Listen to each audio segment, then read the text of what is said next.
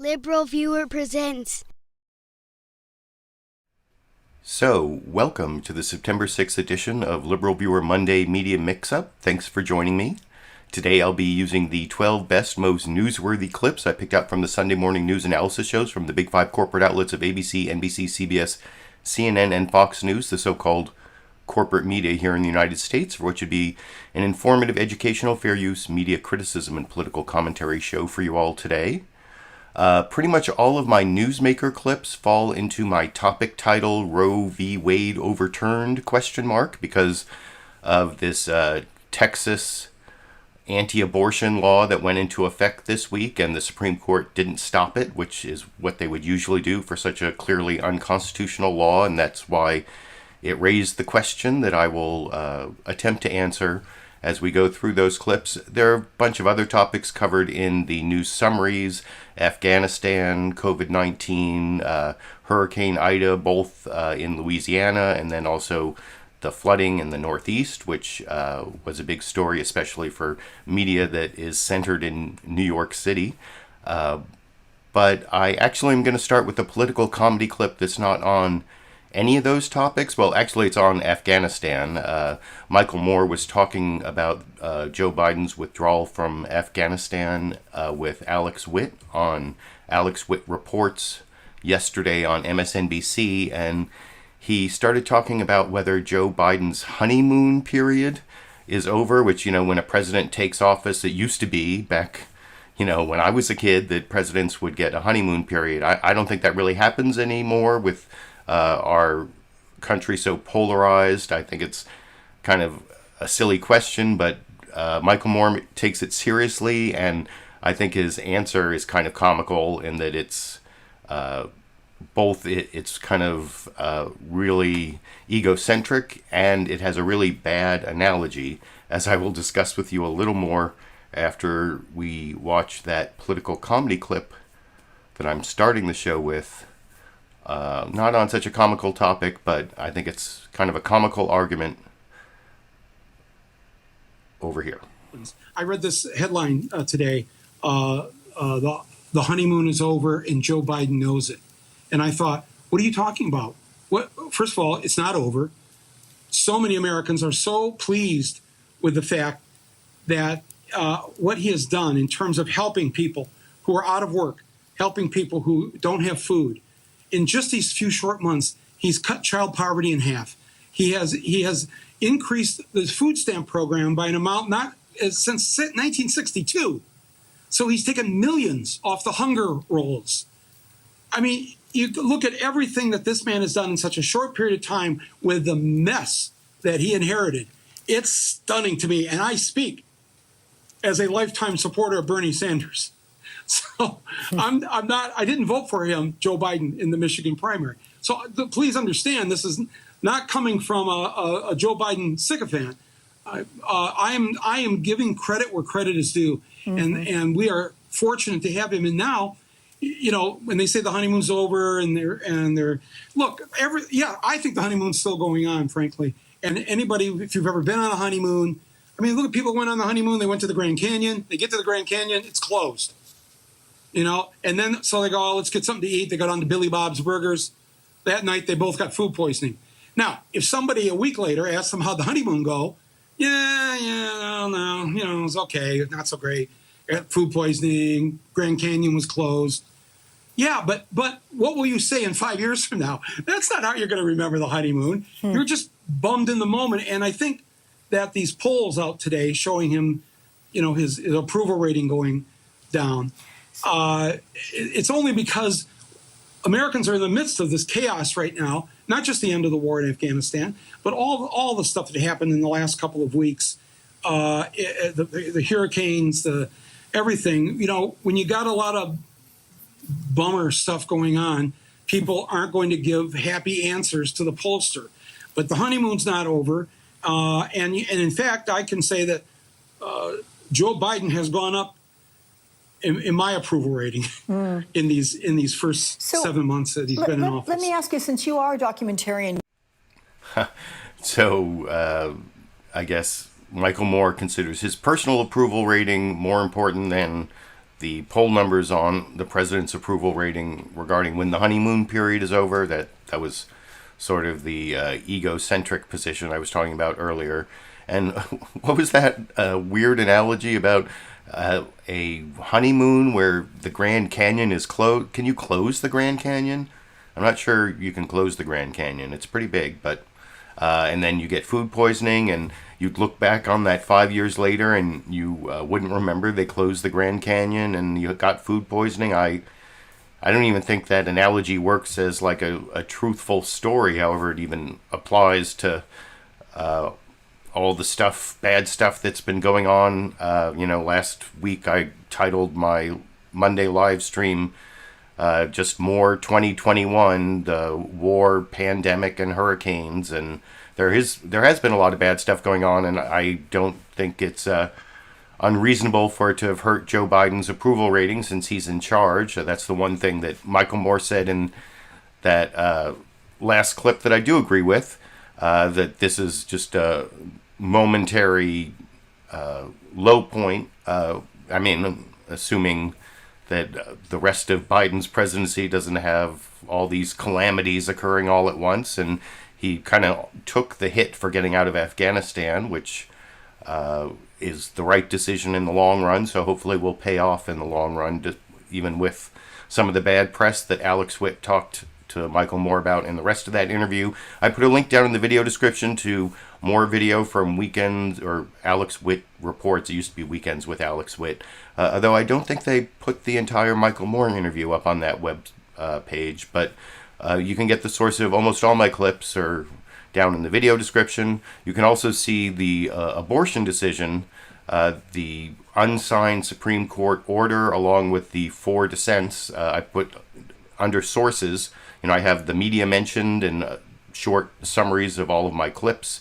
And then below that, I have sources down in the video description now. So the Supreme Court order and the dissents are down there, and I'll be talking about those a little more after I go through all the news summaries and I get to my main topic. And I'm going to start with the best and longest news summary. The only I don't really like the framing from Chuck Todd here, and for people who aren't fans of Chuck Todd, I'm really going to criticize his questioning of Governor Larry Hogan in the final Newsmaker clip, clip 12, if you're looking at the summaries down in the video description.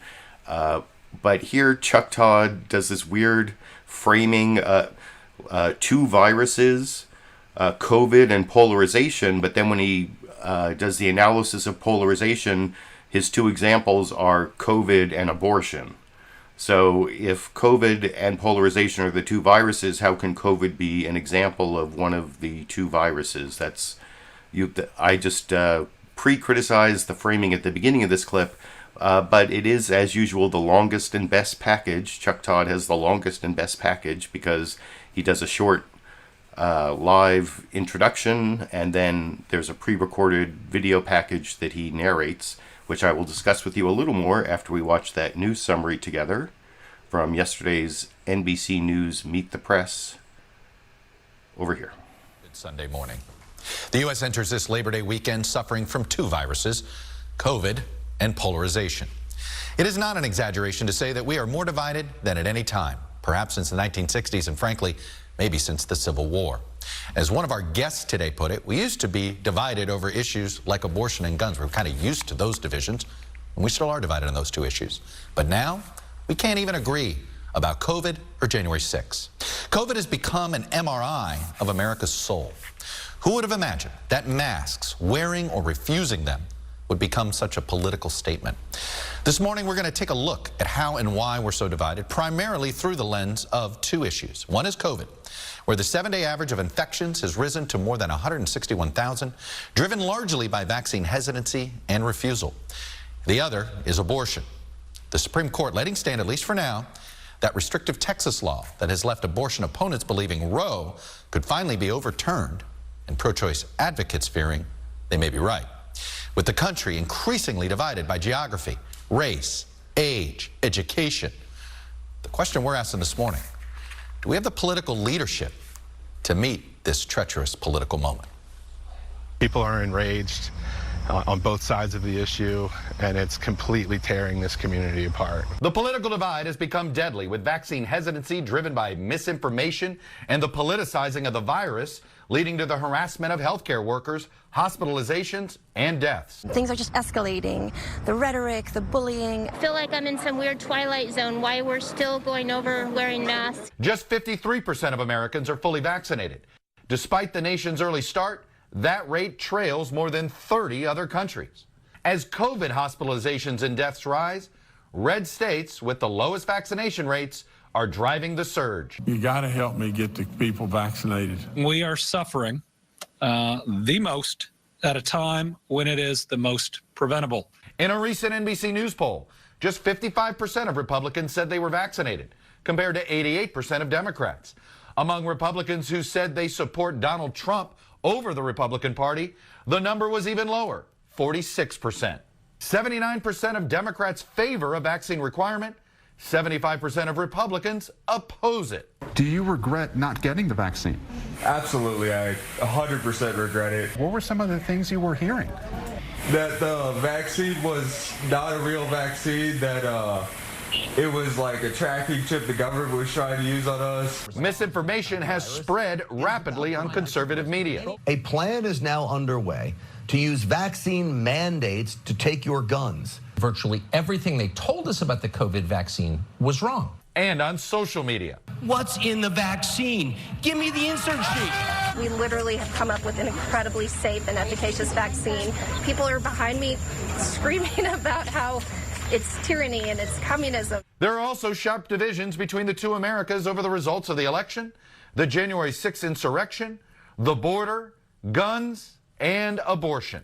Now likely to produce a national political battle leading up to the next election. The new Texas law, which bans abortion after 6 weeks, provides at least a $10,000 reward to any individual who successfully sues someone for performing, aiding, or intending to aid in an abortion, including the driver who drops a woman off at a clinic. It's going to be nearly impossible for folks to access the care that they need. Thrilled we're celebrating this historic day for the pro-life movement. The Texas law is by far the most restrictive in effect. 15 states have attempted to ban abortion before viability, but have been stopped by court order. 54% of Americans say abortion should always or mostly be legal. 42% say it should always or mostly be illegal. Still, several states are already considering copycat legislation after the Supreme Court upheld the Texas law. When the Supreme Court goes out and makes a decision like this, it clearly is going to send a signal to all the states that are interested in banning abortions. And joining me now are two governors who are living our political divide. Andy Beshear is the Democratic governor of a very red Kentucky, where the Republican legislature has a veto-proof majority. And Larry Hogan is the Republican governor of a very blue Maryland, where the Democratic legislature has a veto-proof majority. And in the spirit of bipartisan... And I will have a clip of Governor Larry Hogan getting asked a kind of asinine question by Chuck Todd in my final Newsmaker clip, clip 12, if you're looking at the clip summaries down in the video description. But there were a couple things in there. One thing I really liked, they talked about how conservative media is spreading misinformation about vaccines and COVID-19, and I almost clipped out that I think it was Newsmax guy saying vaccine mandates are a way to take away your guns. That's almost like an Onion headline. Although one thing I noticed, that's like the third time I've listened to that clip. I get to watch these clips 3 times. Once when I watch the shows, the second time when I capture the clip, and then the third time when I'm showing it to you and reading your live comments along the way. And I noticed that time that Chuck Todd actually said the Supreme Court upheld the Texas law, which that is not technically true. They just didn't enjoin it. They didn't stop it from going into effect, but they're putting off till later whether they might find it unconstitutional. But usually in these situations, they will stop the law from going into effect. And I'll talk about that more when I get to the Newsmaker clips, talking specifically about the Texas abortion law. That was a pretty good summary of some of the things. One thing I didn't hear mentioned, I don't think in any of these news summaries, is the attorney's fees part of the law. which is that the person who, the random person in Texas who sues you for helping someone get an abortion, if they win, they can get you to pay their attorney's fees in addition to the $10,000 bounty they get. But if they lose, you cannot get attorney's fees paid by the person who wrongly sued you. That is one of the things. And later I'm going to talk about how I think that could be used to sue a government official they didn't sue. But I'll get to that a little later after I get through the news summaries. The next news summary is from Fox News Sunday.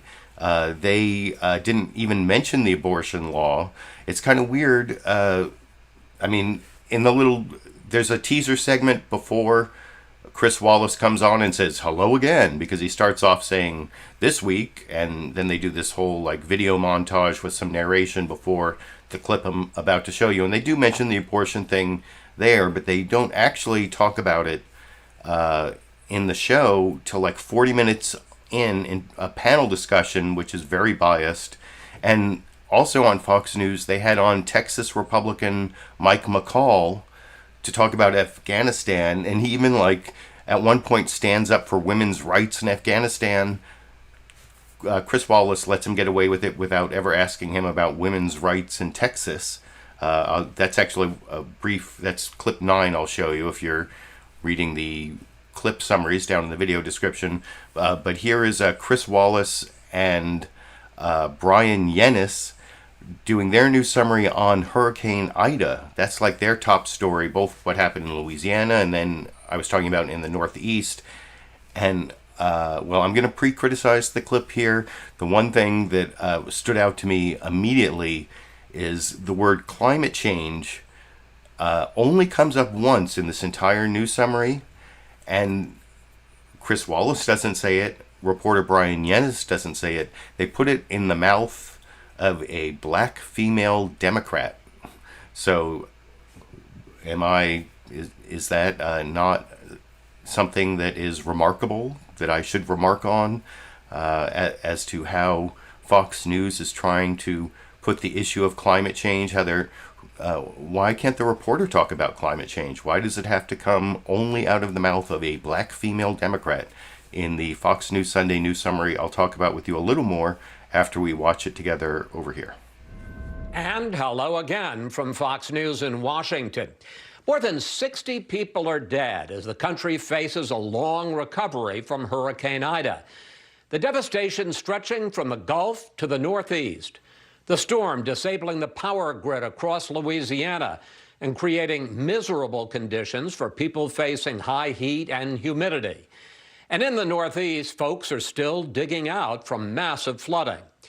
In a moment, we'll speak with the person in charge of the federal response, FEMA Administrator Deanne Criswell. But first, let's bring in Bryan Llenas on the ground in Mullica Hill, New Jersey. Bryan. Chris, a powerful EF3 tornado buzzsawed through this community in New Jersey, destroying dozens of homes. It was one of 7 twisters to hit the region, spawned by the remnants of Ida, the 5th strongest hurricane to ever hit the U.S. A week after Hurricane Ida made landfall in Louisiana, hundreds of thousands of people are still without power in dangerously hot 100-degree weather. It'll be a month before power is fully restored after the Category 4 storm's 150-mile-per-hour winds blacked out all of New Orleans while demolishing whole communities. Utter devastation, like a bomb went off. Ida brought record-breaking rainfall to the Northeast. New York City issued its first flash flood emergency in its history as water inundated subway stations and submerged Westchester County in 14 feet of water. In New Jersey, roadways turned to rivers, forcing hundreds of water rescues as walls of water demolished homes and businesses. People have been warning for decades that the effect of climate change and what it would do to our communities, it's happening right now. It is not a future threat. This as wildfires in California have burned 3 times as much land compared to the same time last year, fueled by severe drought. Nearly 1 in 3 Americans reportedly lives in a county that has experienced a weather disaster over the last 3 months. President Biden will be visiting New York and New Jersey on Tuesday to survey the extensive damage. Chris? Bryan, thank you. And joining us now, FEMA Administrator Deanne Criswell. And Chris Wallace does actually bring up climate change a couple times in his interview with the FEMA administrator, but his questions are kind of couched in skepticism, and I think it backs up my analysis of the news summary you just saw there from Bryan Llenas. As I pre-criticized the clip, the only mention of climate change there was coming out of the mouth of the new governor of New York, a black woman Democrat. So is that meaningful? You can let me know what you think in the comments section. And why exactly they focused on that one story. Is it, all the media, I've said many times, have this bias for things that happen that affect New York metropolitan area or Washington, D.C., because that's mainly where the media is headquartered, and maybe that's why there's so much focus, and it's not political bias, it's just New York centric bias. But I'm not sure, are they trying to turn it into Biden's Katrina? If anyone can remember back, like when Kanye West was still liberal and said that George W. Bush didn't care about black people. That was like 16 years ago this week. When George W. Bush got in trouble for not caring about the black people who got hurt by Hurricane Katrina or whatever. And is that why? I don't know why Fox News had that focus yesterday. You can let me know what you think down in the comment section. Now I'm going to get to the CNN State of the Union news summary, which, I don't know, I think it might get the Billy Joel We Didn't Start the Fire award for mentioning the most topics in the shortest period of time. It's just a little bit less than, it's a little less than 90 seconds. And, let's see if you can count up the number of topics covered by Dana Bash, the host of CNN State of the Union, telling us what is our State of the Union this week, as Jake Tapper started that tradition, and then mentioning many topics over here. Hello, I'm Dana Bash in Washington, where the State of our Union is looking for some solace this holiday weekend. It won't be easy in an America reeling from floods, fire, and a still raging virus. U.S. deaths from COVID-19 are reaching 1,500 a day as health officials warn unvaccinated people against traveling this weekend because they're at such great risk. On Friday, President Biden blamed the ongoing pandemic for an August jobs report that fell short of expectations. More bad news after a difficult month that saw the chaotic exit from Afghanistan and the failure to get all Americans out of the country before the withdrawal. A super powerful hurricane that killed dozens and knocked out power to hundreds of thousands, and devastating fires out west. And President Biden is facing new challenges to his legislative agenda after a key Democratic senator said he does not support a $3.5 trillion bill packed with Democratic priorities, including addressing the climate crisis. That, in turn, could doom a bipartisan infrastructure deal in the House. And the Supreme Court took a giant step towards reversing Roe v. Wade by allowing a near-total abortion ban in Texas to stand, a move that Democrats have few options to stop. Joining me now is White House Chief of Staff Ron Klain. Thank you so much for joining. And I don't have any clip of Ron Klain there, although you can watch all of CNN State of the Union at the link down in the video description. But I don't know, how many topics were there? There was floods, fires, COVID-19, vaccination problems, bad jobs report, Afghanistan, hurricane, Senator Manchin defection on the reconciliation bill, the possible failure of the infrastructure bill, new Texas law outlawing abortion at 6 weeks, and like I said, Billy Joel, We Didn't Start the Fire award there. And then the shortest of the news summaries to finish up here is from, I actually have two more news summaries, sorry. The second to shortest is from ABC's This Week with George Stephanopoulos, where George Stephanopoulos, there's this one thing that they're covering really heavily, which makes it into the news summary here, the 20th anniversary of 9/11. I mean, that's another thing that the corporate news media has a bias for, is celebrating anniversaries. Is that really news? I mean, I guess in a way it is. It's a way of looking at history through the news, or that's one thing that maybe you could criticize the ABC News Summary for, that I will talk about with you a little more after we watch together over here. Good morning and welcome to This Week. As we head into Labor Day, the country is marking the 20th anniversary of 9/11 this week, still absorbing the harrowing and heartbreaking scenes from the chaotic exit to America's longest war. But Hurricane Ida's trail of devastation also turned our focus inward this week, exposed a country clearly unprepared for this harsh new climate reality. And after the Supreme Court's conservative majority allowed Texas to enact the most stringent abortion ban in the country, Roe v. Wade is facing its biggest threat ever. A series of challenges for President Biden as he faces big political battles this fall with the lowest polling numbers of his presidency. We're going to cover it all this morning, beginning with White House Senior Advisor Cedric Richmond. Mr. Richmond, thank you for joining us this morning. Let's begin. No Cedric Richmond clip, but they both talked about the White House response. Cedric Richmond and Ron Klain, who you saw at the end of that last news summary, talked about the White House response to the Texas abortion law. That I may talk about when I get to the Fox News Sunday panel discussion, because that's sort of in there.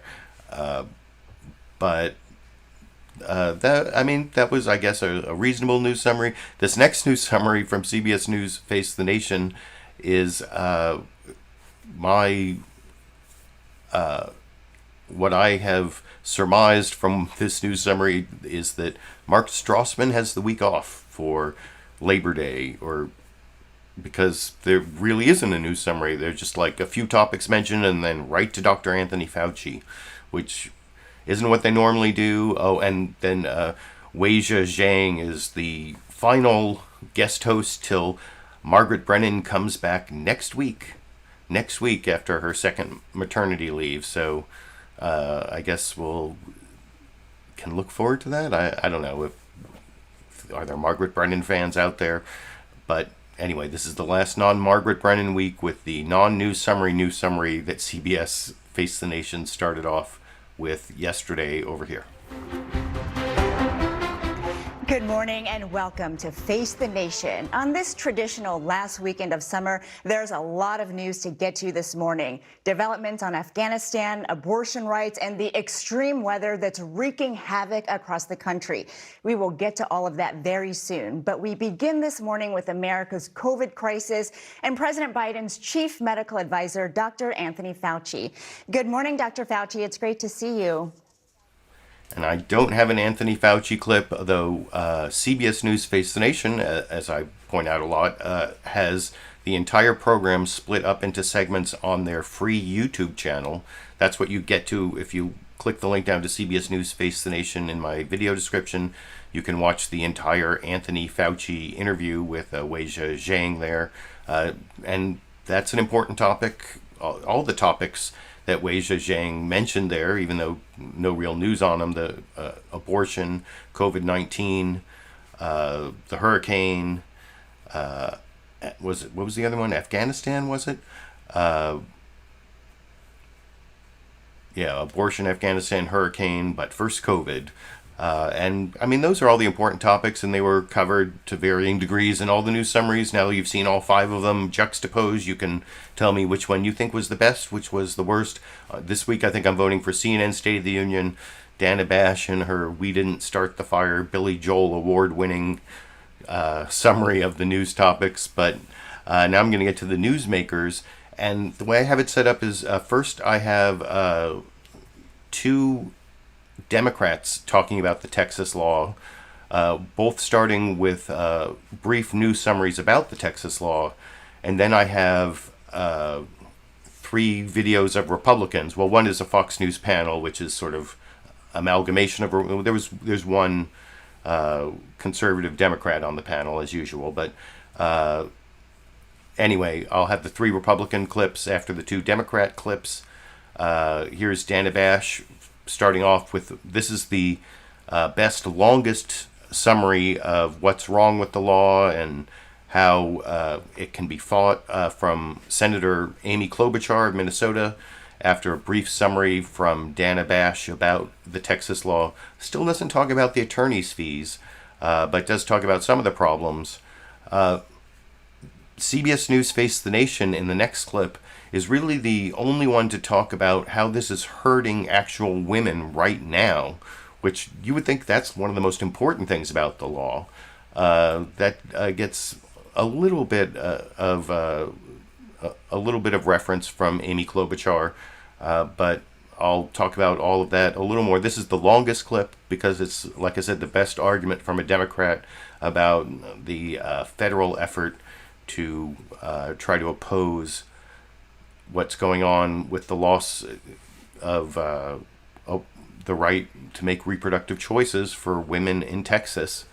Whether Roe v. Wade has been overturned, that's my question. Has Roe v. Wade been overturned? And, in a technical legal sense, it hasn't been overturned by the court. But if you're a pregnant woman in Texas and, you're the victim of rape or incest, or you just have an unwanted pregnancy, you have lost your right to make a choice.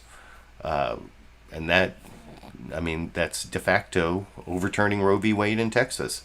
But I'll talk about that more after we watch Dana Bash and Senator Amy Klobuchar discuss that issue on CNN's State of the Union yesterday. Over here. Back to State of the Union, I'm Dana Bash. Abortion providers, activists, and many women in Texas say they're now facing a climate of fear after the Supreme Court refused to halt the new Texas law that prohibits most abortions and essentially rewards vigilantes. Everyday citizens in Texas are now encouraged to report anyone who aids a woman in getting an abortion, which could include anyone from a doctor to a family member, even an Uber driver. And now a handful of other states are considering similar measures. Joining me now, Democratic Senator Amy Klobuchar of Minnesota, a member of the Senate Judiciary Committee. Thank you so much for joining me, Senator. Now, because the Supreme Court allowed the Texas law to stand, abortion is now all but illegal in that state. And the court is set to hear arguments in the fall about a Mississippi law banning abortions after 15 weeks with no exceptions for rape or incest. So I want to play an exchange that you had with now Justice Amy Coney Barrett during her confirmation hearing. As Richard Fallon from Harvard said, Roe is not a super precedent because calls for its overruling have never ceased, but that doesn't mean that Roe should be overruled. It just means that it doesn't fall on the small handful of cases like Marbury versus Madison and Brown versus the board that no one questions anymore. Well, I am then left with looking at the tracks of your record and where it leads the American people. And I think it leads us to a place that's going to have severe repercussions for them. Senator, is the court about to overturn Roe v. Wade? I hope not, Dana, but if you follow those tracks, as I mentioned at Justice Coney Barrett's hearing, I think you know where it leads. And this decision that they made with the state of Texas is unbelievable. And Justice Roberts, not exactly a liberal, a conservative justice who sided with the liberal justices in this case in dissent, said that the Texas law was unusual. It was unprecedented, that they're basically taking their own authority and giving it to the populace in the form of, hey, you can be a bounty hunter.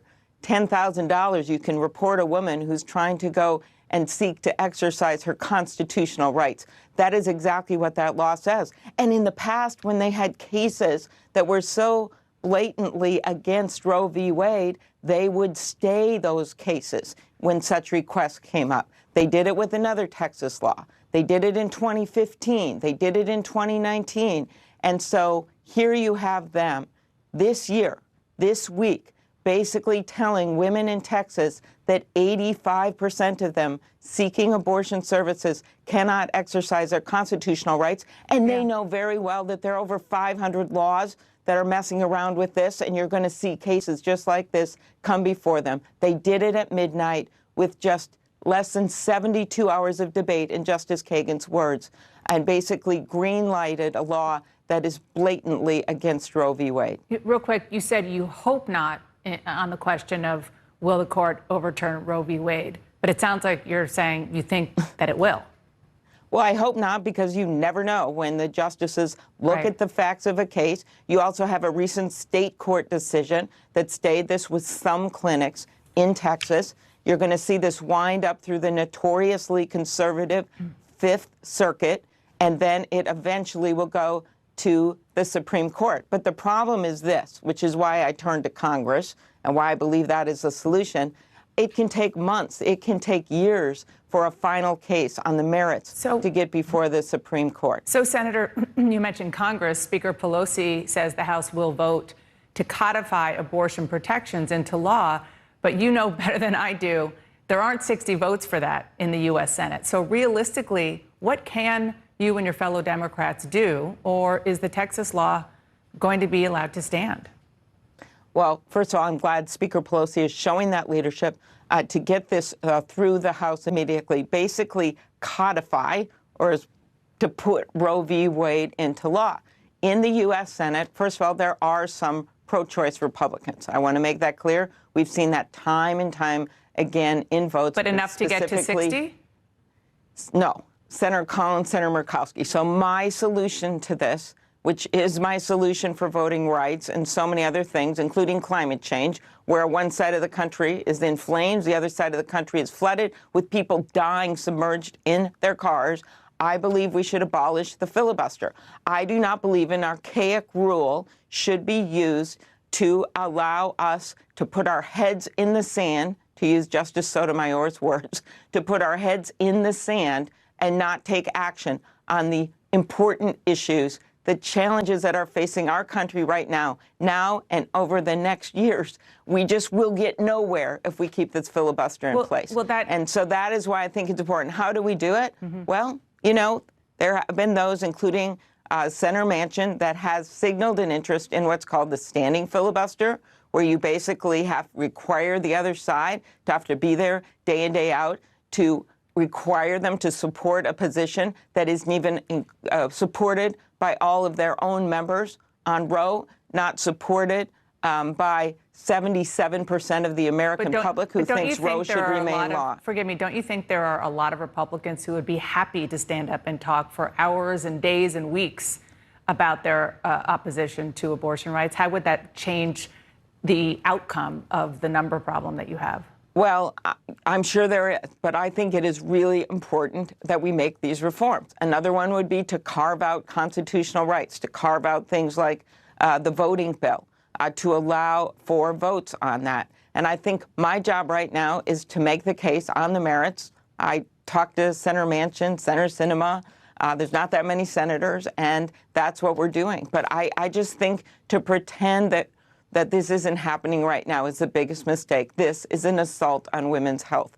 There is no doubt about it, and as you could see by my exchange with Amy Coney Barrett, we could see it coming. There are now 3 Trump Supreme Court justices. You add that to the 2 conservatives that were already there, this is the result. It's not a surprise. Senator, this decision is renewing calls by some on the left for Democrats to vote to, or at least try to vote to, expand the size of the Supreme Court. President Biden. And I've been a proponent of expanding the size of the Supreme Court, and she goes on to talk about that. But she didn't correct Senator Amy Klobuchar's misstatement there that there are 3 Trump justices added to the 2 conservatives already there, but she's not counting John Roberts just because he joined the 3 liberals in dissenting to this particular decision, because Roberts is definitely one of the conservatives. But I also think that Amy Klobuchar made a point there that hasn't been made enough about the impact of this law when she said that it takes months, maybe years, to get to the merits. And what she's talking about is how the Supreme Court, if you read, she talked about even Roberts joining the dissent, and I put a link down in the video description. The first thing under sources is the unsigned Supreme Court order that let this law go forward. because they don't know who to enjoin. The legal remedy here is and enjoin just is a legal order saying you cannot do something, and normally they would say to like the attorney general or a prosecutor, you can't prosecute the woman for violating this law, or you can't prosecute the doctor for violating this law against abortion. But of course in the Texas law now they've they said state officials can't enforce the law. It's up to private people to sue anyone who aids or intends to aid someone in getting an abortion after there is a heartbeat, which happens like 6 weeks after a last menstrual period. I put that in the video description a lot of times because I just repeated it because a lot of people think it's 6 weeks from conception, but that's not how OBGYNs measure the beginning of a pregnancy. It goes from last menstrual period, which is usually like a couple weeks before conception, and that's even written into the Texas law. But the point I was trying to make is that this law empowers people to sue those who aid abortions, and that puts a lot of burden on women who, even though you can't sue the women, you can sue anyone who helps them get the abortion, including the doctor who performs it, the nurses, and people who drive them there. And it could take years before the Supreme Court decides in the end if this law is unconstitutional. What they decided now is they don't know who, you can't sue the government to stop private people from bringing these lawsuits. That's why you don't have standing to sue the government. What I think they should have done is they should have sued the clerk of the court and say to the clerk of the court, you cannot accept these lawsuits. If you accept these lawsuits, that creates an undue burden on women. That's the actual real standard for post-Roe v. Wade and Planned Parenthood versus Casey. The Supreme Court decided that a law can't place an undue burden on a woman towards getting an abortion. And if you impose these $10,000 fines on anyone helping the woman, including the doctors, the nurses, the person driving them, and you say that the people have to pay attorney's fees even if it's a frivolous lawsuit, that would be an undue burden. And anyway, that I don't think that part of it didn't really get covered enough, although Amy Klobuchar did talk about how it may take months or years to get to the merits of the case. And then the whole thing about the filibuster, I think that's interesting that maybe this abortion issue will get added to voting rights as the carve out for constitutional rights. So I wanted to highlight that. But this next clip, the CBS News Face the Nation clip, I think I said before I showed that last clip, I think this is the only one that really emphasizes the harm to women. And this is an interview with a local member of Congress in Texas, a Democratic member of Congress. And this is Weijia Zhang talking to Veronica Escobar about how this is going to actually affect real people. And this is really the only clip of all the clips, I think, that really emphasizes that it's going to hurt the health of women and children, which Veronica Escobar makes that point, and other points that I'll talk about with you a little more after we watch that clip together over here. Texas now has the strictest anti-abortion law in the country. It bans the procedure after the 6th week of pregnancy and provides a $10,000 incentive to the public to police abortions. Last week, in a 5-4 decision, the U.S. Supreme Court declined to block that law from taking effect, and now lawmakers in at least 6 states are considering enacting similar laws. Texas Congresswoman Veronica Escobar condemned the Supreme Court's decision. She joins us now from El Paso, Texas. Good morning, Congresswoman. Good morning, Weijia. It's a pleasure to be with you. It's great to have you. You called the new law one of the most draconian state laws to date. Since it took effect, I wonder, have you heard from constituents and healthcare providers about any immediate impact? I have, Weijia. People are shocked, horrified, outraged. We knew it was coming down the pike because it was debated in our state legislature, but actually having it become law on September 1st has been pretty horrifying because of 2 really awful consequences. The first is The fact that neighbors and friends and family members are being incentivized to be bounty hunters. It's incredible that we live in a state that is willing to incentivize that, but there are also other real life consequences that are happening right now, deadly consequences. There are folks who want to believe that you can eliminate abortion, but what this law and other laws like it will do is simply make it deadlier, more dangerous. Women are going to take their health into their own hands. It will impact young women, poor women, and women of color. And I am really afraid of the lives that will be lost as a result. And to help handle those immediate consequences and what you're talking about, women seeking care, is there anything you're asking from the Biden administration that they can provide, whether that's transportation to another state or funds for a trip like that? What are you asking from the president? Well, I'm grateful that the president wants to fight for women's health care and wants to protect women from a state and, frankly, a party that is not pro-life, but is instead pro-birth, willing to put women's lives on the line. So the Biden administration is looking at a whole of government approach, asking its agencies to take action. So I'm grateful for that. But Congress needs to act as well. We are going to bring to the floor the Women's Health Protection Act, which will put into law the protections that women need and require that we've had for decades under Roe v. Wade. But in the meantime, Weijia, I am afraid of what will be happening to women who are desperate right now, especially women who've suffered traumatic experiences such as incest or sexual assault, who are trapped in the state of Texas. House Speaker Nancy Pelosi said she would bring a vote on that act, which you are a co-sponsor of. But this week you also tweeted, expand the court, abolish the filibuster. Do you think that is the only way the bill stands a chance of passing? I am really afraid that because of the Senate's desire to hang on to a relic of the past, a Jim Crow relic, the filibuster, that while the House will move expeditiously to protect women from states like Texas and from a Supreme Court that is an activist court, my fear is that some members of the Senate will use the filibuster as an excuse to not take action. And in the face of inaction, we will see more death in Texas. Texas is now a very dangerous place for women and children. We're going to see more states basically import this law and do everything possible to create the most hostile conditions for women in our country. And I do believe I am a supporter of eliminating the filibuster so that the American people will be able to see progress in government.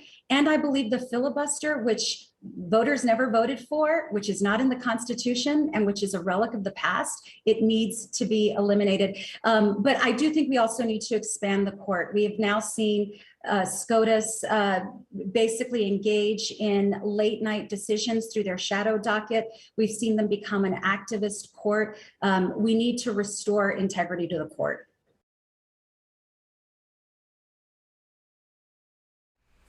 So I think Veronica Escobar said all the right things there. My favorite, even more so than Amy Klobuchar, because she really emphasized the harm to the health of women and children, which is what this is really all about. This is reproductive choice, increases the health of women, and what's happening in Texas now is harming women's health. And she also talked about how this is going to help rally Democrats for expanding the Supreme Court, getting rid of the filibuster, and she even mentioned the shadow docket, which a lot of you probably don't know about, but this all happened on the shadow docket, where it's that's why I keep saying it's an unsigned Supreme Court order, without briefing, without like long reasoned opinions that people have to sign. There are 4 dissents. You can read the whole thing, like I said, in a link down below the sources heading in my video description, to the unsigned order and the 4 dissents. And it's part of the shadow docket where they make these decisions on orders, not when the cases get up there and they're oral arguments and briefs and everything's in public. They did this in the middle of the night without anyone taking responsibility, and they've done that on a really a lot of important issues. I think maybe like 24 times in the last few years, which is more than they did in the Bush and Obama. They did it like 4 times in the Bush and Obama years, and then like 24 times since then. As they get their Republican majority gets larger, they're exercising court powers outside of public view in like real Star Chamber nefarious way, is kind of what the shadow docket argument's all about. And so I think Veronica Escobar was good to bring that up. And I'm going to be interested to see with this Mississippi case coming up also, and the threat to the court, to the conservative court, of the possibility of court expansion and getting rid of the filibuster, and how it might affect the 2022 election. It might increase turnout amongst women and suburban women and people who might not come out for an off-year election. Will the Supreme Court try to be like more judicious, to use a word, I guess, in not going too far while this issue is still very hot, to slow down the official overturning of Roe v. Wade and just like bring it back to 15 weeks or something, but just make it like the same undue burden standard? I don't know how they're going to try to gloss over it. I think it would be more interesting if they do both officially overturn Roe v. Wade, just like they have done in a de facto way. If you're a legal realist and you look at what the law actually does rather than what people are saying, you see that women in Texas have lost their right to reproductive choice, so it's happened. But if they do it officially, as well as taking it away on the ground in Texas, that would be an interesting election in November 2022, because they're going to hear the case starting in the term that begins October at the end of the year, this year, and their decisions, like the most controversial decisions, usually come out like June, July, which is before the real, election season gets underway, certainly before voting gets underway. If the Supreme Court overturns Roe v. Wade before the November 2022 election, I think that could shore up Democrats' chances of holding the House and the Senate personally, but there are a lot of different dynamics going on there, and you'll see the Fox News Sunday panel talk about that in a minute. But first, I want to juxtapose that great interview with a member of Congress from Texas on CBS News Face the Nation with the interview of a member of Congress from Texas over on Fox News Sunday, where Chris Wallace let Mike McCall, a Republican from Texas, get away without ever mentioning this Texas abortion law, which was big news this week. And a lot of Republicans are like trying to avoid mentioning it because, I'll talk about that more after we watch the panel discussion that I've whittled down a little bit. But I noticed, to add insult to injury, of not asking Representative Mike McCall about the Texas law at all. He lets Representative Mike McCall, in discussing Afghanistan, which is all he talked about, to like pose as a defender of women's rights. And there was like this brief moment where Chris Wallace is like, well, on that topic, I thought, he's going to ask him about the Texas abortion law. But no, did not happen over in this clip. And, there was reports also. I was on the phone last weekend with top officials at DOD and state, trying to get 250 orphan girls, Afghan orphan girls, from the university, from the music, they're musicians, out of the country, had visas, and our own U.S. government would not open the gate to let them in. Now they've returned, and now they're under in Taliban enslavement. And we know that they marry off young women as young as 12, many times 14 years old. It's a very sick culture, and they treat women like property. I worry about the women left behind as well.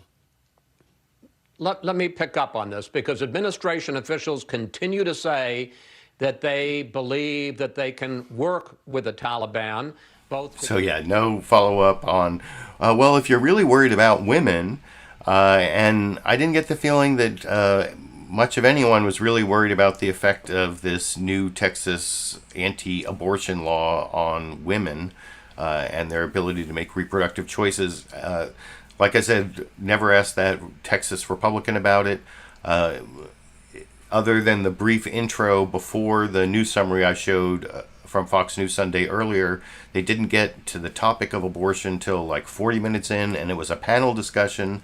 Only one like conservative Democrat is on the panel, and you'll see they don't really talk about the impact on women.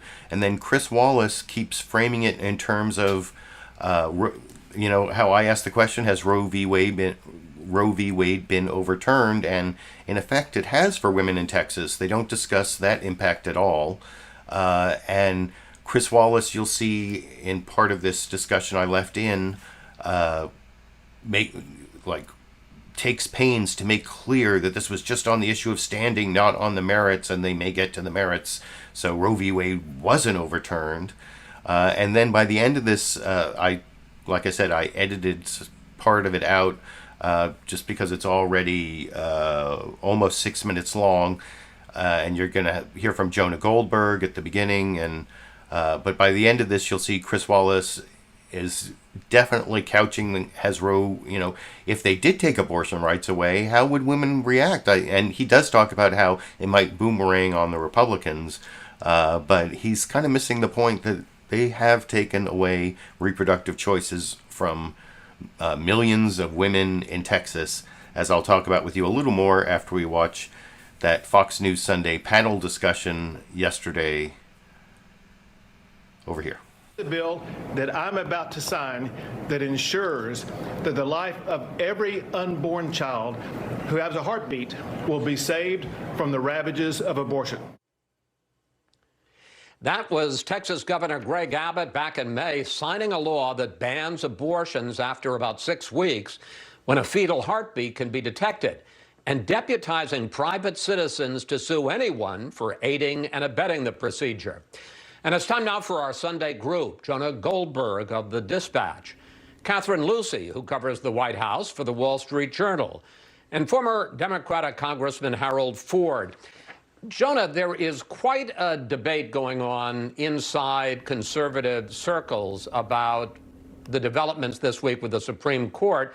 I think it's fair to say that pro-life groups are thrilled at the idea that a law banning abortions at about 6 weeks is on the books. But there are other conservatives concerned about the general precedent beyond abortion, this idea of laws that would deputize private citizens to police various kinds of behavior.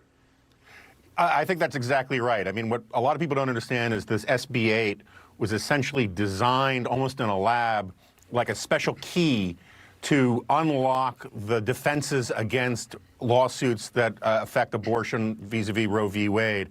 And it could set up all sorts of troubling precedents if this tactic of sort of going around normal injunctive relief and deputizing citizens becomes more widespread. The other issue that is causing dispute among conservatives and pro-lifers is that there are a lot of people who think that the Dobbs decision the Dobbs case coming out of Mississippi, which is already on the docket, which is a traditional frontal assault at Roe, has pretty good chances, and this may muddy the waters in all sorts of ways and allows a lot of abortion supporters to essentially work the refs for a very long time against the Supreme Court. And let's look, you mentioned the Mississippi case, let's look at where the Supreme Court stands right now on the restricting abortions. Let's put this up on the screen. Court precedents right now prohibit states from banning abortions prior to fetal viability. That's roughly 22 to 24 weeks into pregnancy. But now you have the Texas law, which is on the books, which bans abortions around 6 weeks. And as you mentioned, Jonah, the court will hear a Mississippi case this term to ban abortions after 15 weeks. Harold, how much trouble is the precedent of Roe v. Wade, which basically protects women's rights to have an abortion, stated women's rights to have an abortion, at least up till viability. How much trouble is Roe v. Wade in right now? Well, there's certainly going to be questions, and I think that trouble, we'll have to see how the court decides. I do think Chief Justice Roberts, whose respect for precedent is not only long admired by some, but is certainly established. I think the politics of this, unfortunately, is just so bad on one side for Democrats and perhaps good on the other. Bad in that there are Democrats fuming still over the way some of the Supreme Court justices were rushed through the system. But the other side is you have a Virginia governor's race and you have a Speaker of the House where this issue is going to play prominently. And as you look at some of the opponents of the Texas law, I would agree with Jonah's assessment of mudding the waters. Even those who oppose Roe, which I don't, but those who oppose Roe have issue with this Texas law. And again, you've already seen it playing out in the Virginia governor's race with Terry McAuliffe making it clear his support for reproductive rights and trying to highlight his opponents maybe desire to do what Governor Abbott has done in Texas if he's elected. And let's talk about the politics, because President Biden this week, as soon as the ruling came out from the court, and remember, it was not a ruling on the constitutionality of the Texas law. It was a decision not to block the law. And part of it may have been because the way it's written, normally you would enjoin an attorney general or a local prosecutor from enforcing the law. Much harder to do when private citizens have been deputized and none of them have enforced the law yet. But here is how President Biden came out after the Texas abortion law ruling by the court this week. Take a look. The most pernicious thing about the Texas law is sort of creates a vigilante system where people get rewards to go out to, anyway. And it just seems, I know this sounds ridiculous, almost un-American. Catherine, how does the Biden White House view this case and the ruling by the Supreme Court, both as policy and also as politics? Jonah, you know, I've always thought that abortion is an issue that animates the the pro-life side more than the pro-choice side, as long as the right to an abortion stands. But if the right to an abortion is lost, or if it's severely restricted, I wonder if the politics of this issue doesn't change dramatically and it animates, if they fear that they're losing it or they've lost it, animates the pro-choice side a lot more. And like I said, I edited some of that panel discussion out, but I criticized the clip for Chris Wallace's framing at the end there. Like, what if they lost the right to for reproductive choice, although they don't frame it that way? And the thing is, women already have, and as Veronica Escobar mentioned, could be going copycatted to many different red states all across the U.S. So by the time the elections come around, I think Chris Wallace's point that he was making there, what if this happened? Well, it's already happening in a de facto sense. You notice how Jonah Goldberg there only talked about the political impact, and it's kind of this weird Fox News two-sided discussion between, you know, the crazy pro-life people who are in favor of doing anything like this crazy Texas law that brings on the vigilantes, and then the more, you know, establishment Republicans who worry about the precedent it might set when liberals or, you know, might use this to hurt rights that we actually care about, or that's basically the subtext of what Jonah Goldberg said, but didn't get called on it by anyone, of course. And then Harold Ford, he's the conservative Democrat who is pro-choice, pro-Roe v. Wade, but his whole thing, he was talking about like the good politics and the bad politics for Democrats, and it all sounded good for Democrats to me.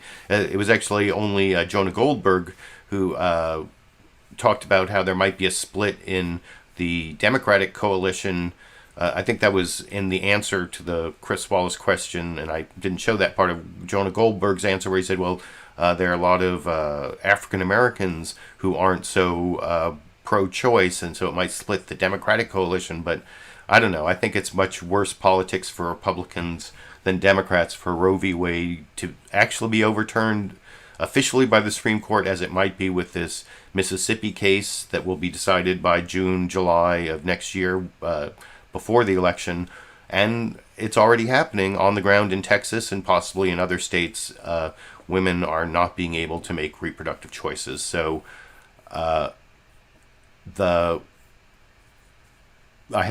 still have two more Republicans to show you, and these are Republicans, like I said earlier, Republicans are pretty much dodging this issue. I think that is another support for how the politics are good for Democrats. You saw Amy Klobuchar and Veronica Escobar wanting to talk at length about this issue. Michael McCall, did he have a deal with Chris Wallace not to ask him questions about the Texas abortion law, or is Chris Wallace just that bad an interviewer that he wouldn't ask the representative from Texas about a Texas abortion law that is controversial and in the news? You can tell me which of those, either one, not good for Chris Wallace. And so Michael McCall didn't want to talk about it. Here you're going to see Bill Cassidy doesn't want to talk about it. He's the senator from Louisiana. He keeps saying, why are we talking about this when Louisiana just got hit by a hurricane? But, millions of women in Texas, there may be almost a million people in Louisiana without power, but millions of women in Texas just had a huge burden placed on their right to make a reproductive choice. So that's important too, Bill Cassidy, although he at least is not a supporter of the Texas law. He's one of those establishment Republicans who'd rather talk about something else, as is pretty clear over in this clip. With Mr. Richmond, this Texas abortion ban, do you support it? I am pro-life. But let's be clear, George. The ruling on SCOTUS was that the plaintiffs did not have standing. It had nothing to do with the constitutionality of Roe v. Wade. It was only on if the plaintiffs had standing. People are using it to gin up their base to distract from disastrous policies in Afghanistan, maybe for fundraising appeals. I wish we'd focus on issues as opposed to theater. It was about if they had standing, nothing to do with constitutionality. I think we should move on to other issues. Well, except that so the law is being enacted right now. And let's talk about the underlying law, let's talk about the substance of the underlying law. It gives private citizens the right to enforce this law. It actually tasks private citizens with enforcing this law. And the Wall Street Journal came out against that this week. They said an editorial calling it the Texas abortion law blunder, saying the law sets an awful precedent that conservatives should hate. Could California allow private citizens to sue individuals for hate speech, or New York deputize private lawsuits against gun owners? So setting aside the standing issue, what do you think of the underlying substance of the law? I think the Supreme Court will swat it away once it comes to them in an appropriate manner. If it is as terrible as people say it is, it'll be destroyed by the Supreme Court. But to act like this is an assault upon Roe v. Wade is, again, something the president's doing, I think, to distract from his other issues. And it is clearly not an assault upon the... By the way, I'm pro-life. But just to say, the facts are this is about standing, about nothing else, and the Supreme Court will decide how to affect standing before all these other things play out. You don't think it signals that the court is prepared to undo Roe v. Wade now? So we can always talk about eventualities. We can always talk about theoreticals. It makes good fodder. But I'm kind of a guy who's in the middle of a state in which 700,000 people don't have electricity, in which we've got a disastrous withdrawal from Afghanistan, and the administration's pushing a $3.5 trillion bill, which will be to inflation what the withdrawal was to Afghanistan. Now, if in my mind, I don't think about theoreticals. I think about those things that are before me, and that's what I focus on. Well, then let's talk about each of those. Let's talk first of all about this reconciliation. So yeah, that was bogus. George Stephanopoulos let him get away with saying that what's happened. What the Supreme Court did was just theoreticals, eventualities. It's just about standing, but with this law going into effect, it really affects as I said before I showed the clip, maybe almost 1 million people in Louisiana are without power, but millions of women in Texas are without the power to exercise their reproductive choices as guaranteed by the U.S. Constitution.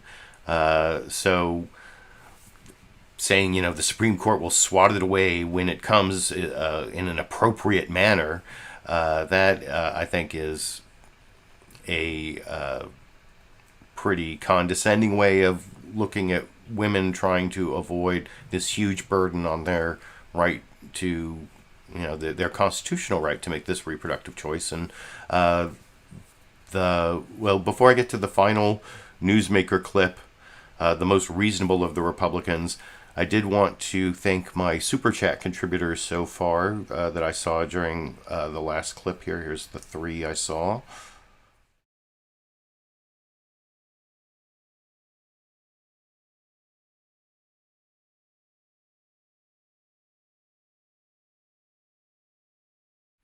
So thank you, Nelson, Matthew, and Lulu Girl.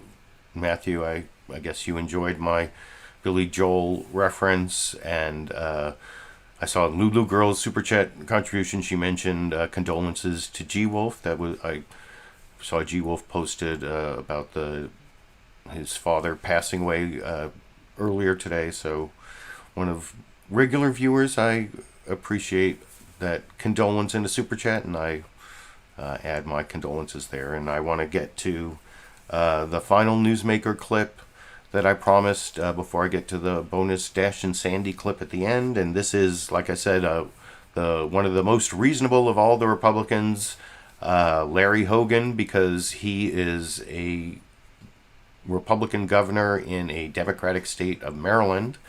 And he's so reasonable, he actually appeared on the program with a Democratic governor of a Republican state, Andy Beshear from Kentucky. And you'll see Chuck Todd comment on that at the end of this clip. But I previewed this clip earlier to say that this is really asinine questioning from Chuck Todd. Notice what his question is here is like, on the abortion issue, he doesn't ask about the specifics of this Texas law at all, and this is all Larry Hogan said about it. He has a Republican willing to talk about it, and he asks them, well, should these laws represent the will of the people or the will of the people they elected? And what's especially asinine about this is he's asking this to a Republican. Look up in the dictionary what Republican means. It means that the will of the people should be represented through their elected officials. The elected officials are the representation, and then they make decisions. And so it's, anyway, that's the final newsmaker clip that I will talk about with you a little more after we watch it together over here. Governor Hogan, do you believe the abortion issue, if it's going to be state by state, you seem to basically say, your electorate is perhaps pro-choice. You may be pro-life, and you've sort of taken a hands-off approach.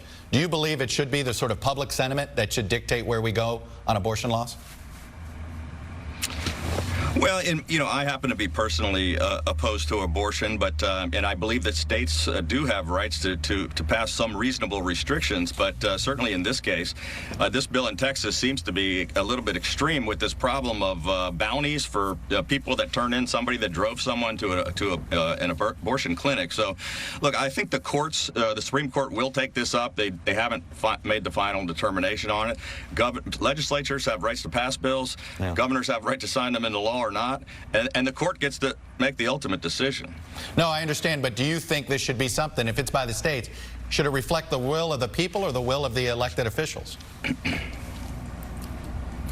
Well, the way our system works is we elect officials, and they make decisions for us. The people get to decide whether they want to keep them in office or not. And in our state, the voters actually made this determination long before I became governor.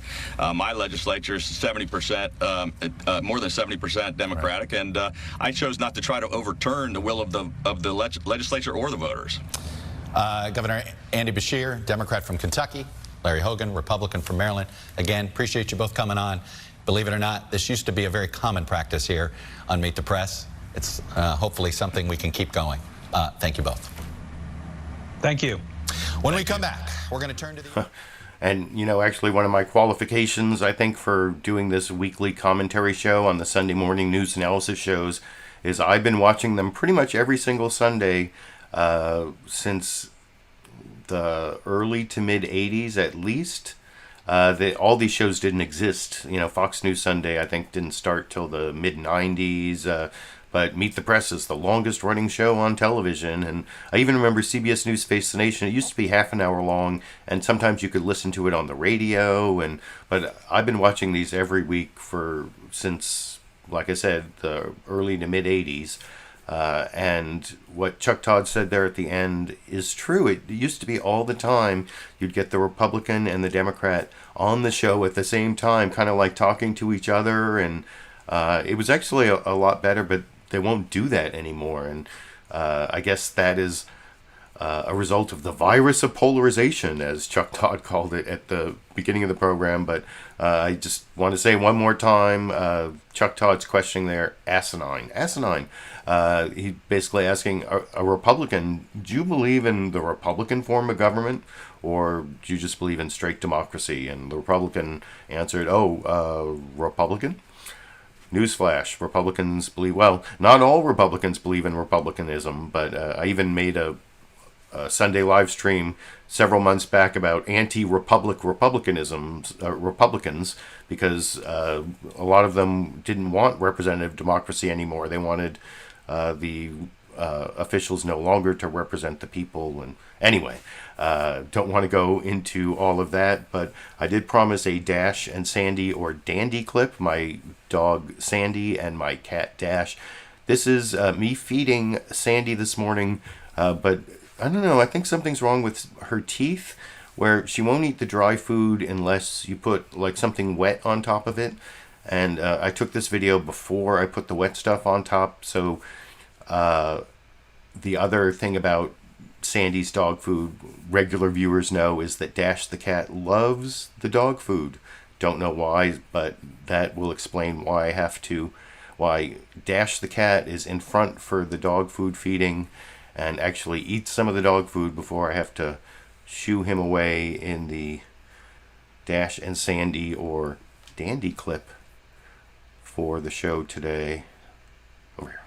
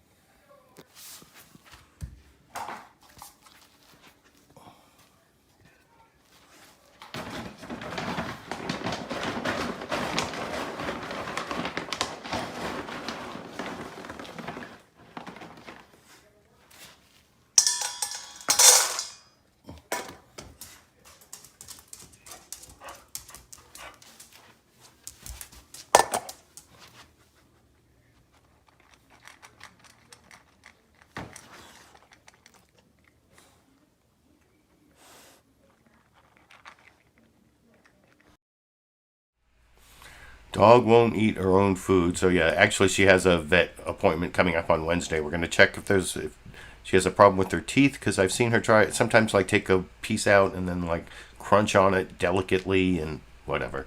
You don't want to know my dog problems and my cat problems, or do you? I guess the Dash and Sandy fans out there might want to know, but as you saw, and then right after that clip, I did take the food away and put the wet stuff on top and make sure that Sandy is not starving to death. Sandy got plenty of food, for anyone worrying out there. But anyway, that's the end of the show for today. I will be back next Monday, and I don't know, I'm going to do it for a bunch more Mondays as I reassess whether I should keep doing the show or do it some different way. But I'm still enjoying it, and I still like watching the shows, and it's a little bit more relaxed for me to do it on Mondays.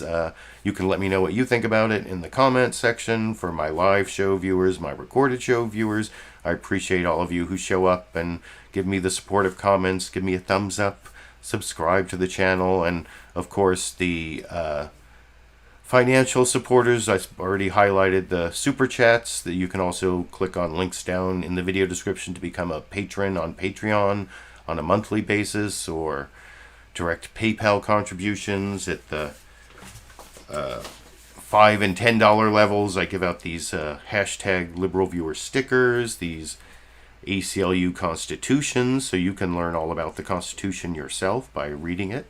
And anyway, thought I should just add that in there at the end. Thanks to all of you who showed up, and until next time, I guess I will be seeing all of you around the internet.